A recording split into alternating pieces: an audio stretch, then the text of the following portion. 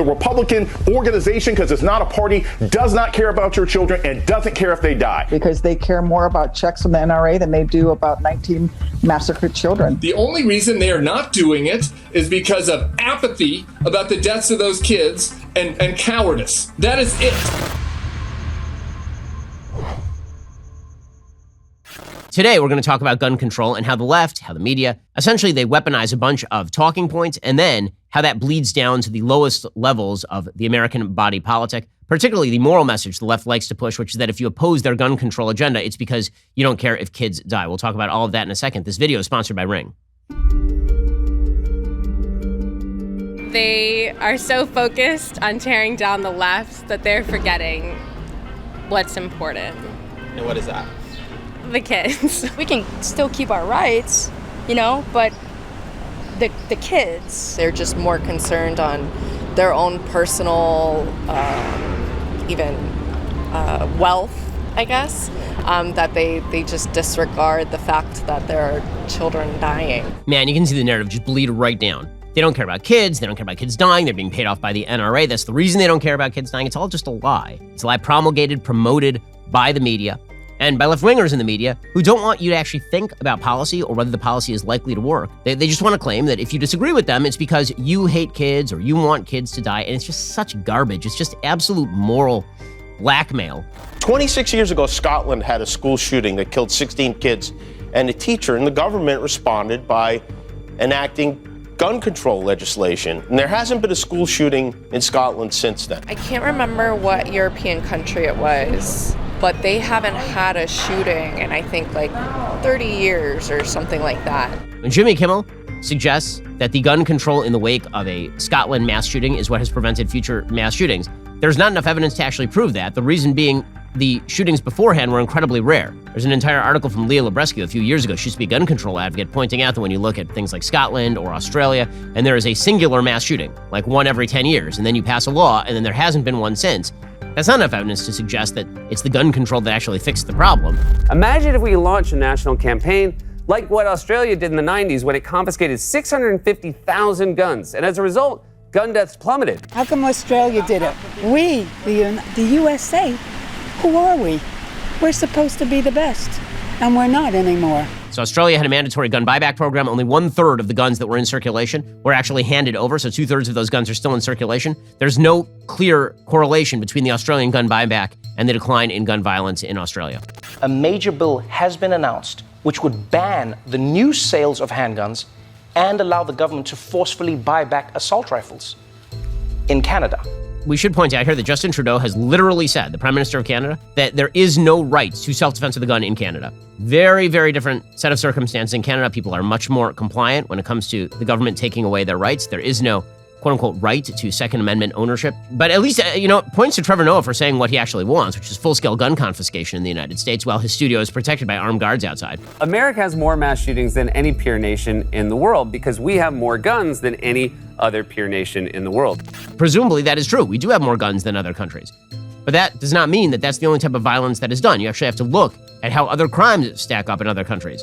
It turns out that violent crime rates in Great Britain are quite high. When you say America has more mass shootings than peer countries, are you adjusting for population size? Because you really should. The United States has 330 million citizens. Some of the countries that you like to cite have 1/3, 1/5, 1/10 that population. On a per capita basis, there are many other countries that have worse mass shooting issues than the United States, particularly when it comes to things like school shootings. John Lott has done a lot of work on this particular subject. And as far as places that are sort of idyllic, no gun violence, nobody ever looks to places in the United States that have no gun laws, like Vermont, where there's basically no gun violence. There's no gun violence in Vermont. It has basically no gun laws. We'll get to more on gun control in just one moment. First, let's talk about keeping your home safe and secure this summer. The answer for me is Ring Alarm. Now, I know what you're thinking. Ring, the video doorbell company, they have an alarm? Yes, it is true. Ring makes an alarm. Ring Alarm is an award-winning home security system with available professional monitoring when you subscribe. Best of all, you can easily install it yourself. Ring didn't stop there. They've changed the home security game with Ring Alarm Pro, which is why I've decided to team up with Ring. When it comes to protecting my home, I've gone pro with Ring Alarm Pro. Ring combined a home security system and a Wi-Fi router, so this thing helps protect your home and secure your network. So, This summer, whether I'm across the country or across town, I know everything at home is protected and connected and that it will stay that way. With a Ring Protect Pro subscription, which is an amazing deal by the way, I get professional monitoring for the ultimate peace of mind. If anything happens, professional monitoring will call me and can request emergency services, which means worry-free vacation time. I rely on my Ring Alarm Pro.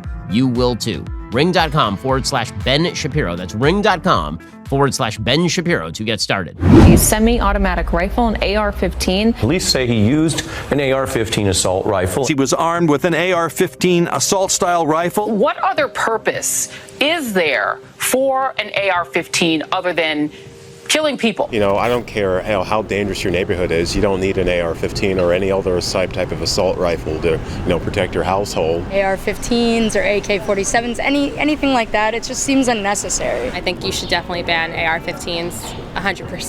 That should be no questions asked. There's no reason that you need one. The notion that a disproportionate number of killings happens with an AR-15 as opposed to handguns is just not statistically true. The vast, vast, vast majority of murders in the United States take place with handguns, if you're going to use a gun, not with AR-15s. It is striking how the left discusses things in terms of what you need. The government doesn't get to decide what I need. The question is, what does the government have the power to actually restrict? The government could say, you don't need to read this particular book. You don't need to read this book. And so we're banning it nationwide. And we'd say, wait, that sounds like a First Amendment violation. I mean, you don't need to watch TV.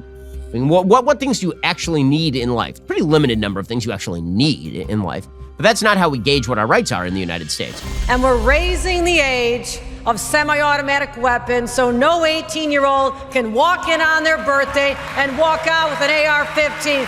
Those days are over. I think the age to buy a gun should be 21. Raise the minimum age to purchase semi-automatic rifles. Raising the age in this country from 18 to 21. So we could probably push the age limit higher. I mean, at least 21. Stricter background checks, raise the age to 21. Yeah, and maybe the correct thing to do is just to raise all of the minimum age requirements. There should be more strict rules, more of a background check, in the process of getting it. Anything to make it less likely to fall in the hands of the wrong person, Nobody wants these guns to fall in the hands of the wrong people. But most of the people who are committing these school shootings are passing background checks. What kind of background checks are we talking about? There's one proposal that Congress has put out, and frankly, I think is fine, which is to extend background checks to include juvenile records. I think that's totally appropriate. I think that's fine. If you're going to be consistent, it sounds like one of these people is consistent. Let's raise the age of voting to 21. Let's raise the age of drinking to 21, which it is.